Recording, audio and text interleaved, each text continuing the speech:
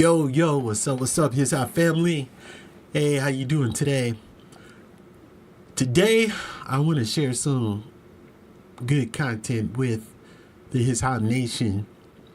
I always talk about the whole counsel of God. I never want to leave any part out of it. There's so many aspects of God that we must learn and understand as far as what is revealed to us in the Bible and the Word of God. So we got to take the good as well as with the stuff we don't really want to hear or listen to, or we don't want our pastors to preach on these topics. So I'm going to talk about hell tonight. And I saw a podcast from Isaiah Saldivar, which is one of my favorite podcasts to watch. He's had a guest on there. His name is Bill Weiss. And he has a video on YouTube called 23 Minutes in Hell. And he gives a very detailed description. So kick back, grab some popcorn or something, but do not turn this off, because this is something that we all need to listen to. We need to hear, because if we don't hear about this place, how do we know if we need to shun this place or flee from it? So yeah, Mr. His Hot, let's do this. Can you feel it? Are you ready?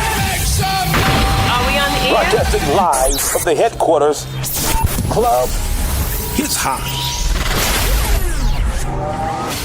Thank you so much for watching. I want to talk to you today about the different locations of hell. Now, there are 10 different words or phrases used to represent hell, and each has their separate meaning and place. The words are... Most people thought there was one, which is just hell, and there's a misunderstanding that there's actually more than just one location or one specific thing on hell, which is why I'm wanting to watch this video and cover this. As follows: Sheol, Hades, the pit, Gehenna, the lake of fire, Tophet, outer darkness, the abyss, bottomless pit, and Tartarus. That's a lot. That's a lot. We've been taught one hell. That's a lot of different things. Number one, Sheol. Sheol is the Hebrew word for the current hell. The meaning of the word in the Strong's Concordance is realm of death. Now, this is the location people exist in now who never put their trust in Jesus Christ for their salvation. The word Sheol is used 61 times in the Old Testament. In the King James Version, 31 times it uses the word hell, and 30 times it uses the word grave. However, the word grave in those 30 instances should be the word hell, because it is the word Sheol. So all 61 times it is the word Sheol. Now, the word for grave is the word kiber, which means a burial site in the Hebrew. So Sheol should not be used as a synonym for the grave. A grave is for private use, for the one, and Sheol is for the public, for the many. Now, Sheol means realm of death, or world of the dead. Now, in the Old Testament, Sheol held both the righteous and the wicked. It was divided by a great gulf fixed, or gorge, in the earth. In Luke 16, the rich man Okay, so in the Old Testament, that's interesting. Sheol was righteous and unrighteous, because obviously the cross hadn't happened yet. So they're both in Sheol, but there was a chasm separating the righteous from the unrighteous. Interesting. In the torment side, and Abraham and Lazarus were in Abraham's bosom, the place of comfort. Now, after Jesus rose from the dead, he took those who were in Abraham's bosom out and brought them to heaven. And this is mentioned in Matthew 27:52. So most people don't realize that. Everybody that was in Abraham's bosom, which was Sheol, but a different part of it, but the place of comfort, Jesus took them all out of that place. Jesus literally went into hell, took them out of the place of comfort to bring them into heaven, because there was no atonement yet. So they were just waiting basically for the New Testament. 53, Ephesians 4:8-9, and some other places. Now, only the torment side of Hades exists down deep within the earth.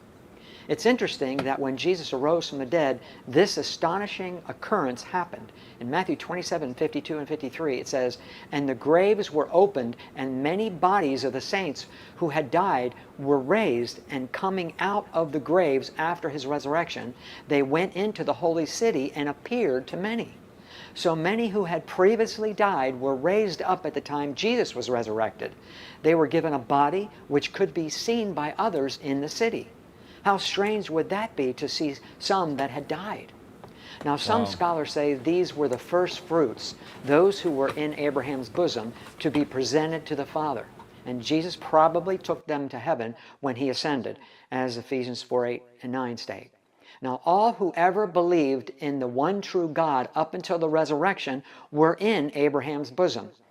Now, another person mentioned who was in Abraham's bosom is in this next verse. In 1 Samuel 28:13 through 15, King Saul went to the witch of Endor because he wanted to bring up the prophet Samuel, who had died earlier. Now, Samuel was alive in the comfort side of Sheol, or Abraham's bosom. It says, I saw a spirit ascending out of the earth. So Saul said to her, what is his form? And she said, an old man is coming up, and he is covered with a mantle. And Saul perceived that it was Samuel. So Samuel was ascending out of the earth from Abraham's bosom as God allowed this unusual event. It had nothing to do with the witch of Endor bringing him up, but it was God for many reasons which we will not go into here. Now, number two, the second word, Hades, is the Greek word for the current hell and is synonymous with Sheol. Its meaning in the Strong's is place of the dead, the underworld. So the location of hell is now in the lower parts of the earth, as Ezekiel 26:20 and Numbers 16:32 and 33 state, along with 47 other verses. Now this is where the rich man exists, as Jesus told us in Luke 16. This is also where every unbeliever exists today, experiencing torment, awaiting the judgment day. Now the third word, pit. In the Old Testament, there are 13 different words for the word pit. Well, 5 of those words are used to represent the current hell. They are Sheol, Bower, Shashat, Bir, and Mahamarat. Now, each word reflects a different aspect of hell, such as the place of departed spirits, slime pit, dungeon, well, shaft, miry pits, corruption, and decay. So this word pit is used 39 times in the Old Testament to represent hell. Now, number 4, the word Gehenna. It's a Greek word for the Hebrew phrase Valley of Hinnom. Jesus used this word 11 times to describe hell, and James used it once in James 3:6. This is the future hell, the lake of fire, where people will go after the judgment day. This next commentary describes the Valley of Hinnom. Nelson's New Illustrated Bible Dictionary, it says, hell, the place of eternal punishment for the unrighteous. Hell also translates Gehenna, the Greek form of the Hebrew phrase that means the Valley of Hinnom. In the time of Jesus, the Valley of Hinnom was used as the garbage dump of Jerusalem. Into it were thrown all the filth and garbage of the city, including the dead bodies of animals and executed criminals. To consume all this, fires burned constantly. Wow, maggots worked in the that is filth. crazy. When the wind blew from that direction over the city, its awfulness was quite evident. At night, wild dogs howled as they fought over the garbage. Jesus used this awful scene as a symbol of hell. In effect, he said, do you want to know what hell is like? Look at Gehenna. Number 5, the phrase, the lake of fire. And this is in Revelation 19:20, 20:10, 20:14, 20:15, and 21:8. This is the future hell, which is after the judgment day. Now, no one occupies it at this time. In Revelation 19:20, it mentions that the beast and the false prophet will be its first occupants at the end of the tribulation. Also, in Revelation 20:10, it states that these two individuals are still there after the 1,000-year millennium. So all who go to hell will be there forever, as Revelation 14:10 and 11 state, Matthew 25:41 and 46, 1 Thessalonians 1:8-9, and many other verses. Now in Revelation 20... By the way, if you ever hear him preach, he will literally quote scripture like that the entire sermon with no notes or anything. He just quotes it off memory. It's unbelievable. This guy's a walking Bible. 12 through 15, it states that all the inhabitants of the current hell will be cast into the lake of fire at Judgment Day. In addition, Satan himself will be cast into the lake of fire, as Revelation 20:10 states. Now, number 6, the word Tophet is the particular place in the Valley of Hinnom. Nelson's New Illustrated Bible Dictionary says, Tophet, a place southeast of Jerusalem in the Valley of Hinnom where child sacrifices were offered and the dead bodies were burned or consumed. Number 7, the term outer darkness. Now, Jesus also mentioned outer darkness 3 times, where there is weeping and gnashing of teeth. And that's in Matthew 8:12, Matthew 22:13, and Matthew 25:30. That term possibly may represent hell's location after Judgment Day, which may no longer be within the earth, possibly deep space. Now, one verse that may also indicate this is Revelation 20:14, which says, death and hell, or the word Hades, were cast into the lake of fire. Well, if the current hell remained in the earth after Judgment Day, why then state that it will be delivered up and cast into the lake of fire?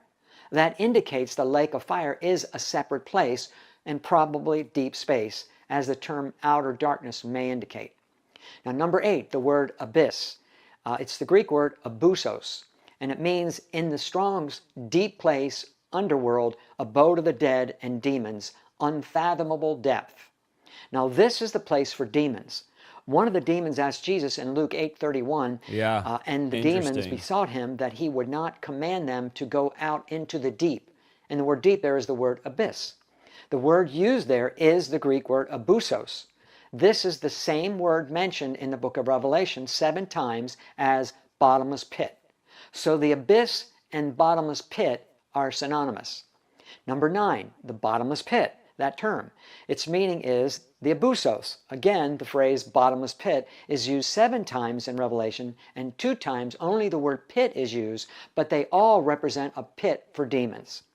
And the word pit in the New Testament is the Greek word phreer, and it means bottomless, the abyss, well, or shaft. Now, some have asked the question, if the pit is located in the earth, how can there be no bottom? Well, Dr. Chuck Missler said this, and I'm paraphrasing. He said, it may be right at the center of the earth. From the center of the earth, there is no bottom because all directions are up. And that is an interesting observation. Now, in Revelation 11:7 and 17:8, the demon that possesses the Antichrist also arises out of the bottomless pit. In Revelation 22, at the end of the tribulation, Satan himself is bound for 1,000 years in the bottomless pit. Now, number 10, the word Tartarus. In 2 Peter 2:4, it states, for if God spared not the angels that sinned, but cast them down to hell, to Tartarus, and delivered them into chains of darkness to be reserved unto judgment. Now, this word is only used 1 time in the Bible. The Greek word is tartaro. The meaning in the Strong's Concordance is place of torture and torment lower than Hades, used in Greek and Jewish literature. Now, this refers to the place where the rebellious angels who left their first estate or their angelic form and had become men had physical relations with women and produced offspring that were giants on the earth. And this rebellion occurred prior to the great flood of Noah in Genesis 6:4.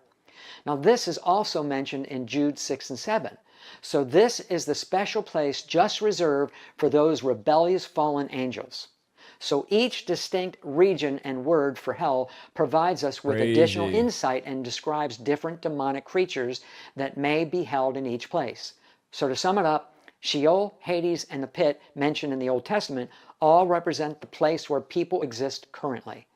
Now, Gehenna and the lake of fire and outer darkness represent the future hell where people will go after the great white throne judgment day. Also, Satan and most of his demons are also likely cast into the lake of fire, as it says in Revelation 20:10. Now, the words abyss, abusos, the bottomless pit, and Tartarus each represent where demons are currently assigned, each area perhaps having certain fallen angels and demons.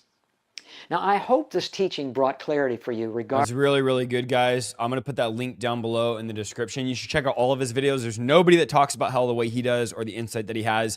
And it's a topic that we have to talk about. Jesus warned people about it everywhere. We need to talk about it. We need to know about it. And we need to make sure we never go there. Hell is 1,000% avoidable because of the cross. You can avoid hell. I promise you never want to go there. You want to be in heaven with Christ. So you need to do whatever you can to serve him and to follow him so you never end up going there. We're live Monday night with Bible teaching and Thursday night at 5 o'clock with our podcast. Pray about becoming a monthly partner down below. And I'll link Bill Weese's video down below.